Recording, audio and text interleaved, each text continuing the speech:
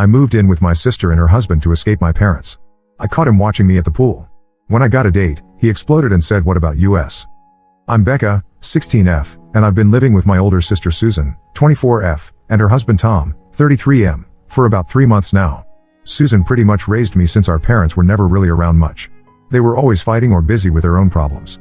Susan stepped up when I was little and made sure I had what I needed. She helped me with homework, cooked meals, and was the one who showed up to my school events.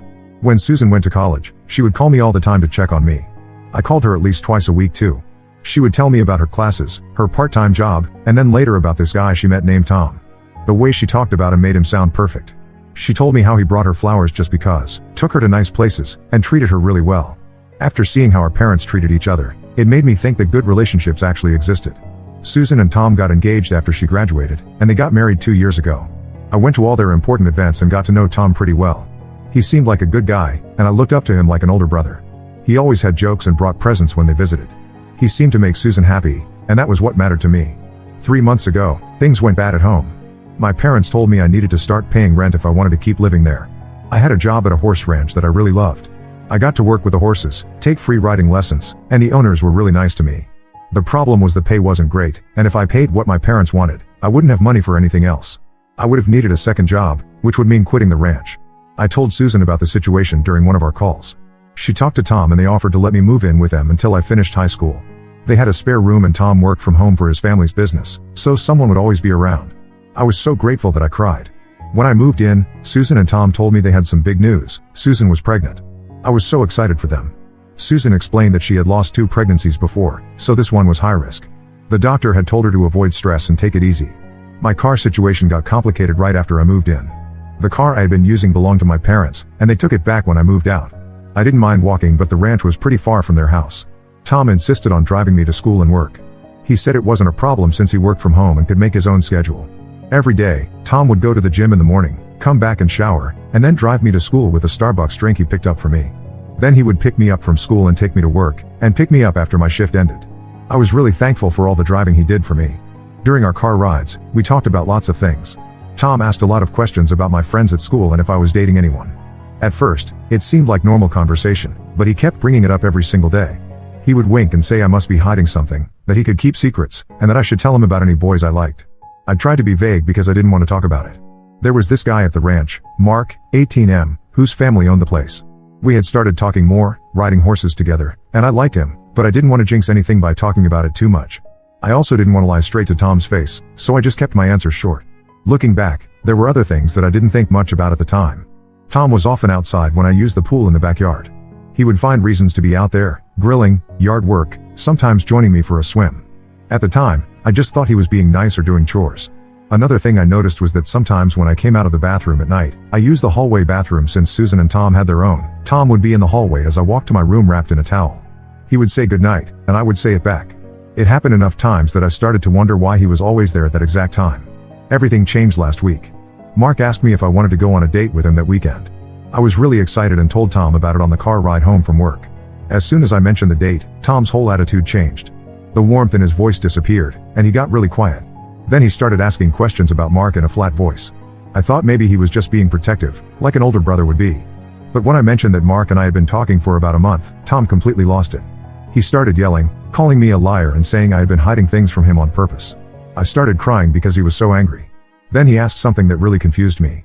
He said, "What about us?" I had no idea what he meant by that. That night, I locked my bedroom door for the first time since moving in. I couldn't sleep. I kept thinking about everything, the pool, the hallway, the questions about boys, and wondered if I had missed some signs. Was Tom interested in me in a way that he shouldn't be? The thought made me sick. I knew I couldn't tell Susan about this. Her pregnancy was already high risk, and I was worried that this kind of stress could harm her or the baby.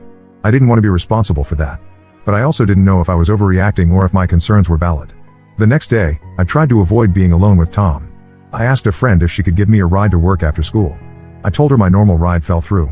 I texted Susan saying I would be home late because I was helping out with extra tasks at the ranch. When I got home that evening, Tom was waiting in the living room. He asked where I had been, and why I hadn't let him pick me up. I told him about the extra work and thanked him for always driving me, but said my friend offered to help out sometimes. He stared at me for a long time without saying anything, then went to the bedroom where Susan was resting. That weekend, I made sure to stay in my room or be with Susan when Tom was around. I could feel him watching me. Twice he tried to talk to me alone, but I made excuses about homework or calls I needed to make. On Sunday night, I felt like I was suffocating in the house. Susan was asleep, and Tom was in his home office. I decided to go for a walk to clear my head. There was a spot about 15 minutes away where I sometimes went to think. I left quietly and sent Susan a text saying I went for a quick walk and would be back soon. I had been sitting at my thinking spot for maybe 10 minutes when my phone started buzzing with texts from Tom asking where I was. Before I could even reply, he started calling repeatedly. My hands were shaking so badly I couldn't even press the button to decline the calls. Eventually I answered, and he immediately started yelling, calling me a stupid princess and worse names. He demanded that I send him my location. I refused and told him to calm down. As soon as I hung up, I called Mark. I was crying so hard I could barely speak, but I managed to tell him where I was. He said he would come right away. While I waited, Tom kept calling. Then I got a call from Susan's phone. I answered thinking it might be her, but it was Tom again, still yelling and calling me names. Mark had just arrived and heard Tom through the phone. He took it from me, told Tom that I was safe and to stop calling, then hung up. Mark drove me to the ranch. He told his parents what happened, and they offered to let me stay in their guest room. They said I could work more hours at the ranch to pay for room and board. I was so grateful that I couldn't even find the words to thank them. That night, Mark stayed with me until I fell asleep. The next morning, I was too exhausted to go to school. I kept thinking about Susan, wondering if she was okay and if she knew what had happened. Around noon, I called her. She answered on the first ring. I could tell she had been crying. She asked if I was okay, and then told me what had happened from her side. She said she woke up to Tom yelling the night before but pretended to be asleep. She heard him take her phone and leave the house. When he came back later, she asked him what was going on, and he exploded at her too, breaking a chair and punching a hole in the wall. She said she had never seen him that angry before. He left again after that. When he was gone, she found her phone, saw the calls to me, and called a friend to pick her up. She tried calling me after she left, but I was already asleep by then. I told her I was sorry for not saying anything sooner. I explained that I was worried about her pregnancy and didn't want to cause her any stress. We both cried on the phone. She told me she had moved back in with our parents, who surprisingly offered to let her stay rent-free to help with the baby. It was ironic. If they had made the same offer to me 3 months ago, none of this would have happened. I've been staying at the ranch for a week now. Mark's parents have been extremely kind, and I'm working extra hours to earn my keep. Mark and I are taking things slow, but it's nice to have someone who makes me feel safe. I don't know what will happen next with Susan and Tom, but I'm just glad we're both away from him now. Thank you for reading all of this. Any advice would be appreciated. Update 1: It's been 2 weeks since everything happened, and a lot has changed. First, I want to thank everyone who commented on my original post. Your support and advice meant a lot to me during such a difficult time. Susan and I met for lunch last week. She looked tired but determined. We talked for hours, catching up on everything that had happened since that night. She told me that she had filed for a restraining order against Tom after he kept showing up at our parents' house trying to talk to her. According to Susan, he was apologetic at first, claiming he was just worried about my safety when I went for that walk at night. But when she told him she knew what he had said to me on the phone, he changed his story. Tom started telling Susan that I had been flirting with him for weeks, and that I was making up stories to cause problems in their marriage. He said I was jealous of their relationship and the baby. Susan didn't believe him. She said the way he exploded that night showed his true character, and she wasn't going to let him manipulate her. What really shocked me was when Susan revealed that Tom had been controlling in ways I never noticed. She wasn't allowed to go out with friends without him. He checked her phone regularly and questioned her about every text and call. He even monitored how much she spent and where. She said she had convinced herself it was normal because he always framed it as concern for her well-being. The restraining order was granted after Susan showed the judge the texts Tom had sent her after she left. She didn't tell me exactly what they said, but from her expression, I could tell they were bad. The judge ordered Tom to stay at least 100 yards away from Susan and me. We also made a plan to get our belongings from the house. Susan's friend Melissa's husband works as a security guard, and he agreed to come with us along with my dad. We set a date when we knew Tom would be at a work meeting. The day we went to get our things was tense. We arrived early, used Susan's key, and worked quickly.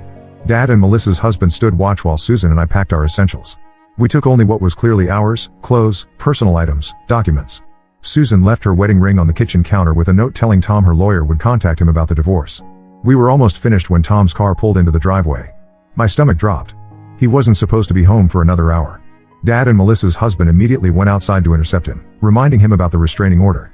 From the window, I could see Tom gesturing angrily, but he stayed by his car. Susan and I finished packing as fast as we could and loaded everything into our vehicles. As we drove away, I saw Tom watching us from the driveway. The look on his face sent chills down my spine. It wasn't sadness or regret, it was rage barely contained. That night, Tom sent Susan an email. She forwarded it to me. He wrote that he had proof I had been acting inappropriately with him and that he would show everyone if she went through with the divorce. Susan replied that any proof he had was manipulated or taken out of context, and that his threats were just confirming she was making the right decision. The next day, Susan started getting calls from mutual friends saying Tom had contacted them. He was telling people that Susan had abandoned him during a difficult time and that I had caused problems in their marriage. Some friends believed him, but others were skeptical, especially those who had seen his controlling behavior firsthand. One of Susan's college friends, Amber, told her that Tom had always given her a bad feeling. Amber revealed that when Susan and Tom first started dating, Tom had asked Amber personal questions about Susan and suggested they share information about her. Amber had been uncomfortable and distanced herself, which was why she and Susan hadn't been as close in recent years. Susan was devastated to learn how Tom had systematically isolated her from her friends. She spent hours calling people she had lost touch with, rebuilding connections that had been damaged by Tom's interference. Meanwhile, I continued staying at the ranch with Mark's family. Mrs. Johnson, Mark's mom, has been amazing. She told me I can stay as long as I need to and not to worry about paying for everything right away. I've been working extra shifts and helping around the house to show my appreciation. Mark and I went on our first official date last weekend. We went horseback riding to a spot overlooking the valley and had a picnic. It was simple and perfect. Mark has been incredibly patient and understanding about everything that happened. He never pushes me to talk about it, but he listens when I need to. School has been challenging. Rumors spread quickly in small towns, and some versions of what happened have made their way around. A few people have asked me directly about living with Mark's family, and I've just said that there were problems at home. I don't want to share the full story with everyone. My parents have been surprisingly supportive of Susan, letting her use their spare room without charging rent. They've even started helping her prepare for the baby, buying supplies and fixing up the room. It's a side of them I haven't seen in years. Mom told me I could move back too, but I'm doing well at the ranch for now, and it's closer to school and work.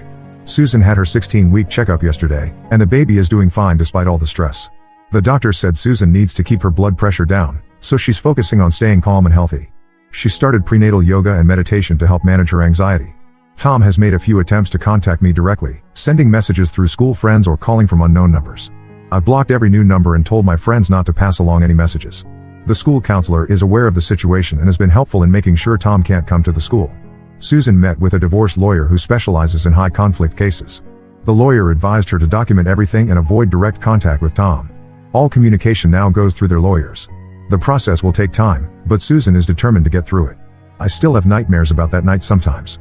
In my dreams, I'm walking alone and hear footsteps behind me, but when I turn around, no one is there. Then I hear Tom's voice asking, "What about us?" I usually wake up in a cold sweat.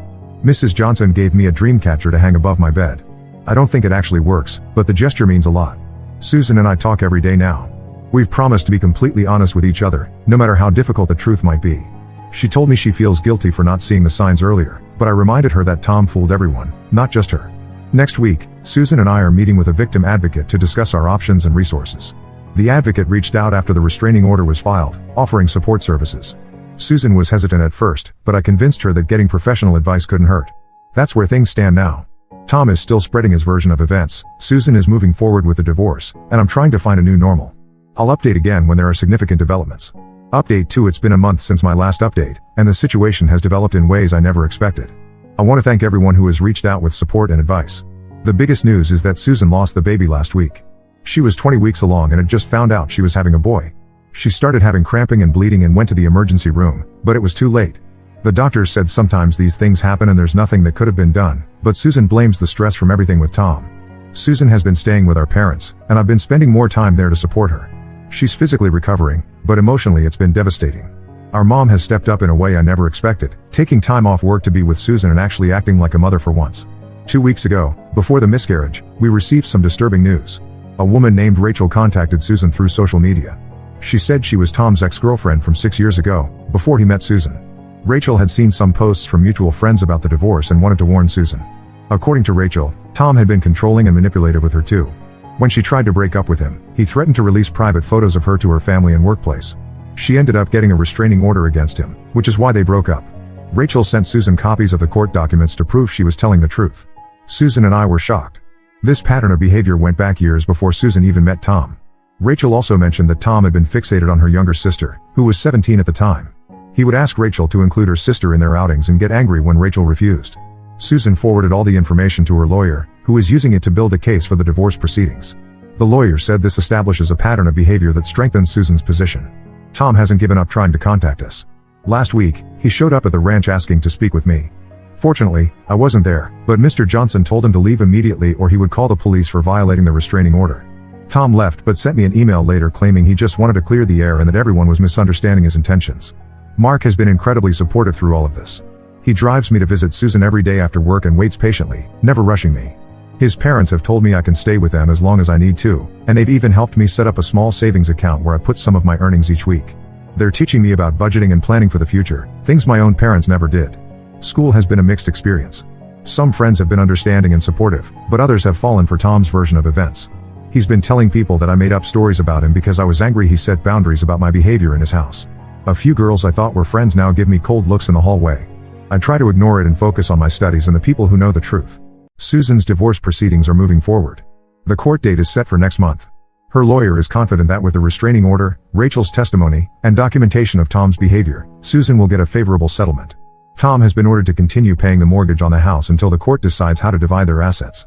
The victim advocate we met with has been a tremendous help. She connected Susan with a support group for women going through similar situations, and she helped me find a teen group that meets weekly to discuss family problems and coping strategies. At first, I didn't want to go, but after the first meeting, I realized how helpful it was to talk to other teens who understood complicated family situations. Last weekend, something unexpected happened. Tom's mother called Susan. She apologized for her son's behavior and said she had seen signs of his controlling nature over the years but had made excuses for him. She told Susan that Tom had always been possessive, even as a child, and that she and her husband had taken him to therapy when he was younger, but stopped when he seemed to improve. She offered to testify on Susan's behalf if needed, which could be crucial for the divorce case. I've been having fewer nightmares, but I still get anxious when I'm alone in public places. Mark taught me some basic self-defense moves, which helps me feel more confident. The ranch has become a safe haven for me. Working with the horses is therapeutic, and the physical labor helps me sleep better at night. Susan is talking about moving to a different town once the divorce is finalized. She has a job offer from a company about an hour away and thinks a fresh start might be good for her. She asked if I would consider coming with her after I graduate next year. I'm not sure yet. I found something special with Mark and at the ranch, but I also want to support my sister. It's a decision I don't have to make immediately. Tom sent a large flower arrangement to our parents' house for Susan after he heard about the miscarriage. There was a card saying he was sorry for her loss and that he still wanted to work things out. Susan threw the flowers in the trash without a second thought. She said any man who could terrorize his wife's teenage sister and then try to blame her for problems in the marriage doesn't deserve a second chance. The police called Susan yesterday because Tom was spotted driving slowly by our parents' house, which violates the restraining order. They increased patrols in the neighborhood but couldn't arrest him without direct evidence. We've all been extra cautious, making sure doors and windows are locked and not going anywhere alone. That's where things stand now. Susan is healing physically and trying to cope with the loss of the baby while preparing for her court date. I'm settling into my new routine at the ranch and working on finishing the school year strong. Our parents seem to be stepping up, finally supporting us when we need them most. And Tom continues to hover at the edges of our lives, a threat we can't quite escape yet. I'll update again after the court date, or sooner if anything significant happens. Thank you all for your continued support and advice. Update 3. It's been 3 months since my last update, and I'm happy to say that this will be my final post about this situation. So much has happened, and most of it has been positive. The divorce between Susan and Tom was finalized last month. The judge granted Susan a permanent restraining order after reviewing all the evidence, including Rachel's testimony and documentation from Tom's mother about his history of controlling behavior. Tom was ordered to pay alimony for 1 year and to sell the house and split the proceeds. The most shocking development came during the court proceedings. Tom's lawyer presented evidence that I had been inappropriate with Tom, some photos of me by the pool and texts that Tom claimed I had sent him. The judge quickly determined that the texts were fabricated, and the photos had been taken without my knowledge while I was swimming at their house. This actually backfired on Tom, as it proved I was telling the truth about him watching me. The judge referred the matter to the district attorney's office for possible criminal charges for creating false evidence and invasion of privacy. 2 weeks ago, Tom was arrested for violating the restraining order again. He was found parked outside Susan's new apartment building at 2 a.m. Because this was his third violation, he's facing actual jail time. His court date is next month, and both Susan and I will testify. Susan has moved to the next town over, about 30 minutes away. She found a nice one-bedroom apartment and started a new job as an office manager for a local business. The company has been very understanding about her situation and allows flexible hours so she can attend therapy and court dates as needed. She's also joined a support group for women who have experienced similar relationships, which has been incredibly helpful for her. I'm still living at the ranch with Mark's family. My parents offered to let me move back home without paying rent, but I declined. The stability and support I've found with the Johnsons has been life-changing. Mrs. Johnson has become a mentor to me, teaching me about horse breeding and business management. Mr. Johnson is helping me apply for college scholarships, focusing on schools with good equine programs. Mark and I have been dating officially for 4 months now. He's patient and kind, never pushing me beyond my comfort zone. We've talked about the future, about college and careers, and while we're taking things day by day, I can see a potential long-term relationship developing. I graduated high school last month. Susan, my parents, and the Johnsons all attended the ceremony. It was the first time in years that my parents put aside their differences for a family occasion. They've been making an effort to rebuild relationships with both Susan and me. My mom even apologized for not being more present during our childhood and for putting Susan in the position of raising me. I'm not ready to forgive everything, but it's a start.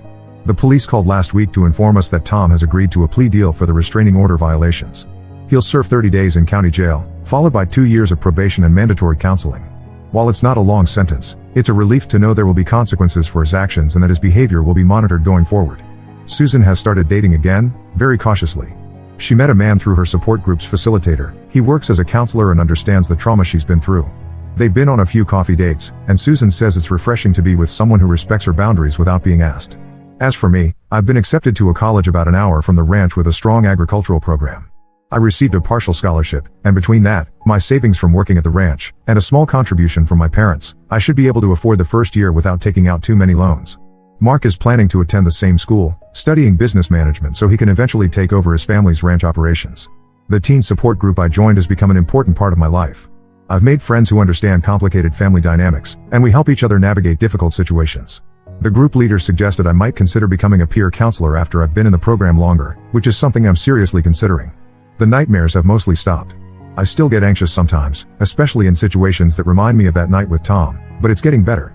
A technique the group leader taught me, focusing on concrete objects around me and naming them, helps ground me when anxiety starts to rise. Susan and I talk every day, either by phone or text. Our relationship has grown stronger through this experience. We've promised to always be honest with each other and to never let anyone come between us again. Susan tells me she's proud of how I handled everything and that I'm stronger than she was at my age. Tom's mother still reaches out occasionally to check on Susan. She sent a nice card for my graduation with a gift card inside. She wrote that she admires my resilience and hopes I know that none of what happened was my fault. It was unexpected but appreciated. The Johnsons have become like a second family to me. They included me in their family vacation last month, a week at a horse show in a neighboring state. Mrs. Johnson introduced me to some professional trainers she knows, and one offered me a part-time job during college breaks. The connections and opportunities I've found through them have opened doors I never knew existed. Looking back on everything that happened, I realize how lucky I was to get out of that house when I did. Tom's behavior was escalating, and I shudder to think what might have happened if I had stayed longer. I'm grateful for Mark, for his family, for Susan's strength, and even for my parents' belated support. Life isn't perfect, Susan still grieves for her lost baby, I still have moments of anxiety, and we know Tom will eventually be free again, but we're moving forward. We've learned to recognize warning signs in relationships, to trust our instincts, and to value people who respect boundaries. Now let's move to the next story. Story 2. I refused to pay for my sister's lavish destination wedding. Then she faked a pregnancy to guilt trip me, but the truth came out. I'm Mia, 24F, and I've always had a complicated relationship with my older sister Chloe, 29F. To understand the current situation, I need to give you some background on our family dynamics.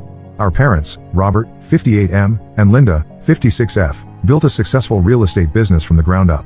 They came from humble beginnings and worked incredibly hard to provide us with a comfortable life. Growing up, we never wanted for anything, but our parents always emphasized the importance of hard work and financial independence. Chloe and I are polar opposites. She's always been the free spirit, creative, spontaneous, and charismatic. I'm more practical and reserved.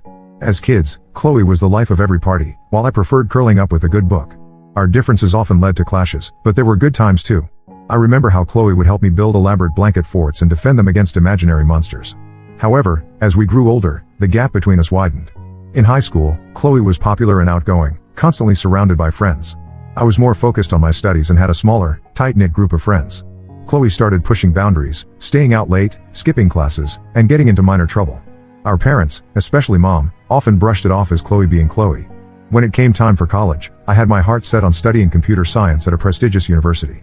It was expensive, but I was determined to make it work. I applied for scholarships, took out student loans, and worked part-time jobs throughout my degree. It was tough, but I was proud of my independence. Chloe, on the other hand, announced that she wanted to take a gap year to find herself. Our parents were hesitant but eventually agreed, thinking it would help her figure out her path. That gap year turned into 2, then 3. Chloe bounced around Europe and Southeast Asia, posting glamorous photos on social media and assuring our parents she was discovering her passion.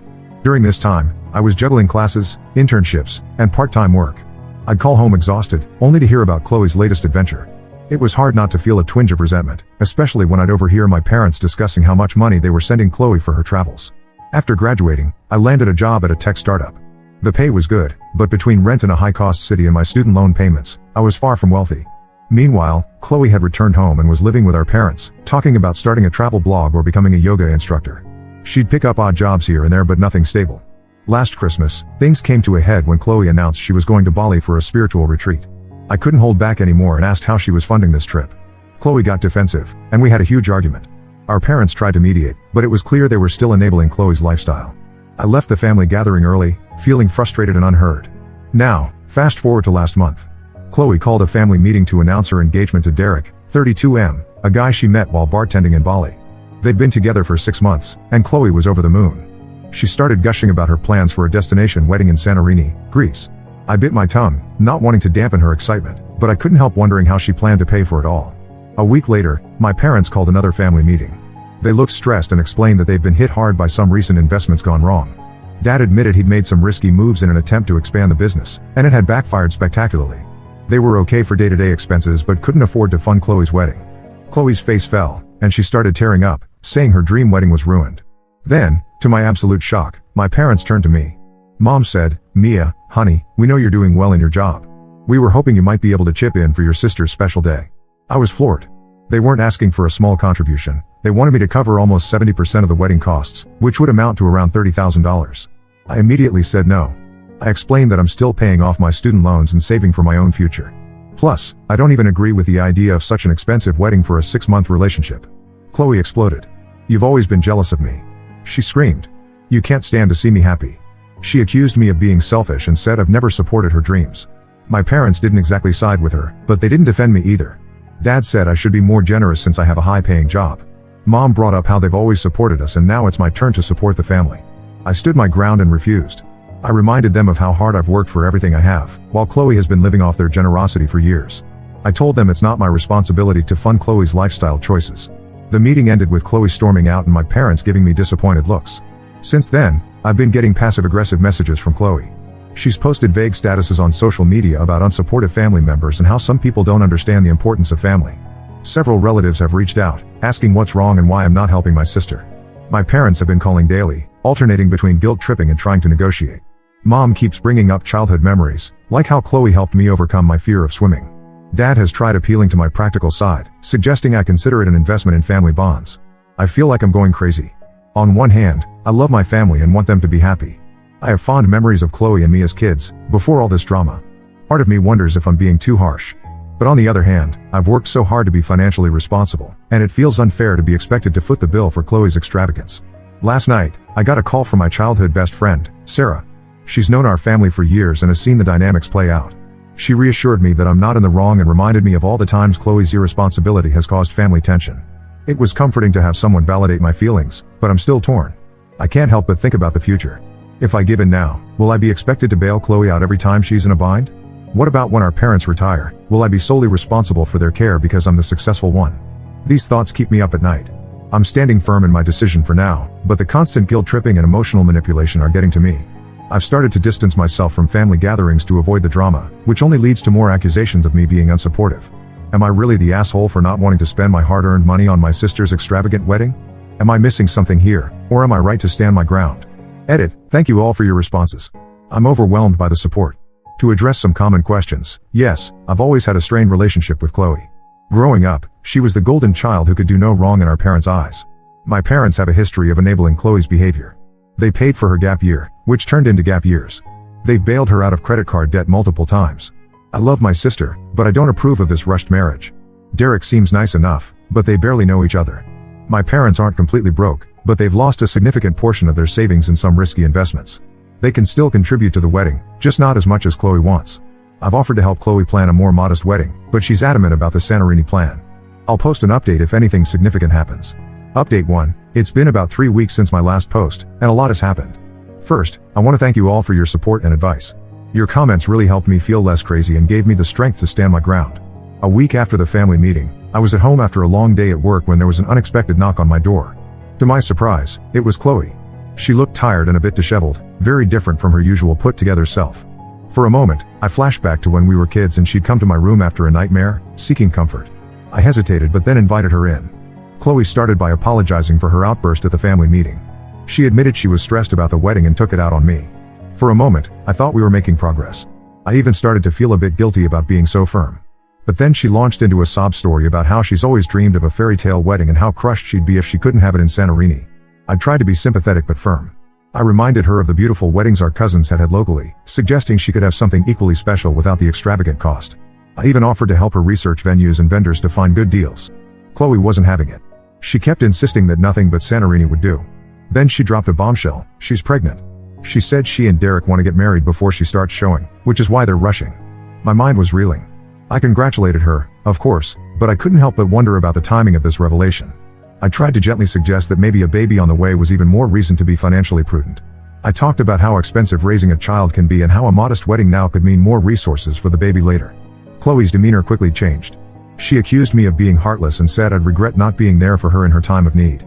As she was leaving, Chloe threatened that if I didn't help with the wedding, I wouldn't be welcome in her or her baby's life. The word stung, bringing back memories of childhood squabbles where Chloe would threaten to not be my friend anymore if I didn't do what she wanted. But this time, the stakes felt so much higher. The next day, my parents called. They'd heard about Chloe's pregnancy and were doubling down on pressuring me to pay for the wedding. Mom was crying, saying she always dreamed of planning her daughter's weddings and now everything was falling apart. Dad took a different approach, talking about family legacy and how important it is for the baby to be born to married parents. They argued that it's even more important now to have a proper wedding before the baby comes. I stood my ground, but it was hard. I suggested again that we could plan a beautiful local wedding quickly and affordably. My parents accused me of not understanding the importance of family traditions. It was frustrating because I do value family, I just don't think throwing money we don't have at a lavish wedding is the way to show it. Things escalated when Chloe posted a vague, emotional status on social media about unsupportive family members and how some people don't understand the importance of family. She didn't name me, but it was clear who she was talking about. Several relatives and family friends have since reached out, asking what's wrong and why I'm not helping my pregnant sister. My Aunt Susan, who's always been a bit of a pot stirrer, called me directly. She berated me for not stepping up, saying things like, "Family is all we have in this world, and you'll regret this when you're older." I tried to explain my side, but she wasn't interested in listening. The constant barrage of guilt and emotional manipulation was starting to get to me. I found myself lying awake at night, second-guessing my decision. Was I being too harsh? Should I just give in to keep the peace? The thought of missing my sister's wedding and potentially being cut out of my future niece or nephew's life was heartbreaking. I started to distance myself from family gatherings to avoid the drama. This only led to more accusations of me being unsupportive and selfish. It felt like a lose-lose situation. On a slightly positive note, my younger cousin Emma, 22F, reached out to offer support. She's always seen through Chloe's antics and reminded me of some of Chloe's past manipulative behaviors that I'd almost forgotten about. It was reassuring to know that at least one family member understood my perspective. I also had a long talk with my best friend Sarah. She suggested I write out all my feelings in a letter to my family, not to send, but just to clarify my thoughts. It was a helpful exercise and made me realize how much pent-up frustration I've been carrying about our family dynamics for years. At work, my performance has started to suffer. My boss pulled me aside to ask if everything was okay, as I've been distracted and making uncharacteristic mistakes. I gave her a vague explanation about family stress. She was understanding but reminded me of some important upcoming deadlines. The added work stress isn't helping the situation. I'm still processing everything and trying to navigate this family storm. Part of me wants to just give in and pay for the wedding to make it all go away. But a stronger part knows that would be a mistake, not just financially, but in terms of setting boundaries for the future. For now, I'm trying to take care of myself. I've started going on long walks in the evenings to clear my head and have been looking into local support groups for people dealing with difficult family situations. I'm also considering seeing a therapist to help me work through all these complicated emotions. I'm still firm in my decision not to pay for the wedding, but I'm struggling with the potential long-term consequences for my family relationships. I'll update again if there are any major developments. Update 2. It's been about 2 months since my last update, and the situation has taken some unexpected turns. First, the wedding drama came to a head when Chloe announced on social media that she and Derek were postponing the wedding indefinitely due to family issues. She didn't name me, but it was clear who she was blaming. The post got a lot of sympathy comments, and I received a fresh wave of messages from family members urging me to reconcile with Chloe. I was at my wit's end, constantly second-guessing my decisions and feeling like the black sheep of the family. I threw myself into work, often staying late at the office just to avoid going home to an empty apartment and my thoughts. But here's where it gets interesting. Last week, I was working late when I got an unexpected call from Derek. He apologized for reaching out behind Chloe's back but said he needed to talk to me. Despite my reservations, I agreed to meet him for coffee the next day. When we met, Derek looked nervous and uncomfortable. After some awkward small talk, he dropped a bombshell. Apparently, Chloe isn't pregnant. Derek found out she had been lying about the pregnancy to pressure everyone into supporting the rushed wedding. He was devastated and confused. As I sat there, stunned, Derek continued to open up. He revealed that Chloe had been exaggerating his financial situation to our parents. While he does make decent money as a freelance web developer, he's not nearly as well off as Chloe had made him out to be. In fact, he said he'd been feeling overwhelmed by Chloe's expensive tastes and grand plans for their future. Derek went on to share more details about their relationship. He admitted that things had moved very quickly and that he'd been swept up in the whirlwind romance. But now, he was starting to see red flags he'd previously ignored. He mentioned Chloe's tendency to exaggerate or lie to get her way, her impulsive spending habits, and her expectation that others, namely him or her family, would always bail her out. I felt a mix of emotions, vindication, anger at Chloe's manipulation, but also sadness for Derek and concern for my sister's mental state. Part of me wondered if I should have seen this coming, given Chloe's past behavior. Derek said he's seriously rethinking the relationship and wanted to apologize for his part in pressuring me about the wedding. He seemed genuinely remorseful and said he's realizing there's a lot about Chloe he doesn't know. I thanked Derek for his honesty and told him I don't blame him for Chloe's actions. We talked for a while longer, and I found myself offering him advice on setting boundaries and taking care of his own mental health, things I've been working on myself throughout this ordeal. After the meeting with Derek, I was torn about what to do with this information. Part of me wanted to confront Chloe directly, but I knew that would likely backfire. After much thought, I decided to tell my parents. I invited them over for dinner, wanting to have this conversation face to face. When I told them what Derek had shared, they were shocked and hurt. Mom broke down crying, saying she doesn't know where they went wrong with Chloe. Dad just sat there, looking defeated. We had a long, emotional conversation about Chloe's behavior over the years. For the first time, my parents seemed to really hear my perspective on how their enabling had affected both Chloe and our family dynamics. It wasn't an easy discussion, but it felt like a necessary one. The next day, Chloe found out that Derek had talked to me and that I'd told our parents. I'm not sure how she found out, maybe Derek told her, or perhaps our parents confronted her. Either way, she was furious. She's been sending me a barrage of angry texts, accusing me of turning everyone against her and ruining her life. Some of the messages are hurtful, bringing up old childhood insecurities and twisting shared memories. Others are more manipulative, swinging between guilt-tripping and empty apologies. I've been trying not to engage, but it's hard not to be affected by her words. I'm still processing everything. While I feel relieved that the truth is out, I'm worried about the long-term impact on our family dynamics. I've suggested family counseling to my parents, but they're hesitant. Dad seems to think we can work things out on our own, while Mom is still in a state of shock and denial. For now, I'm taking some time for myself and limiting contact with Chloe. I've blocked her number temporarily, needing some space from her emotional outbursts. I feel guilty about it, but my therapist, yes, I finally started seeing one, assures me it's okay to set boundaries. I'll update again if anything significant happens. Thank you all for your support throughout this journey. Update 3. It's been about a month since my last update, and things have somewhat settled, though not in a way I ever expected. After the revelation about Chloe's lies, our family went through a turbulent few weeks. My parents were devastated and finally seemed to realize the extent of Chloe's manipulative behavior. They've started to acknowledge their role in enabling her over the years. Derek ended his relationship with Chloe. He reached out to me again to let me know and to thank me for my honesty. He said the whole experience was a wake-up call for him about rushing into relationships. We had a good talk, and I wished him well. It was a bittersweet moment. While I was glad he was making a healthy decision for himself, I couldn't help but worry about how Chloe would react.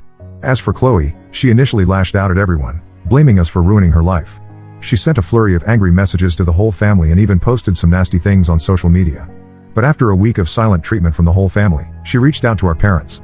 From what they've told me, she broke down and admitted to her lies, saying she felt trapped and desperate to have the wedding of her dreams.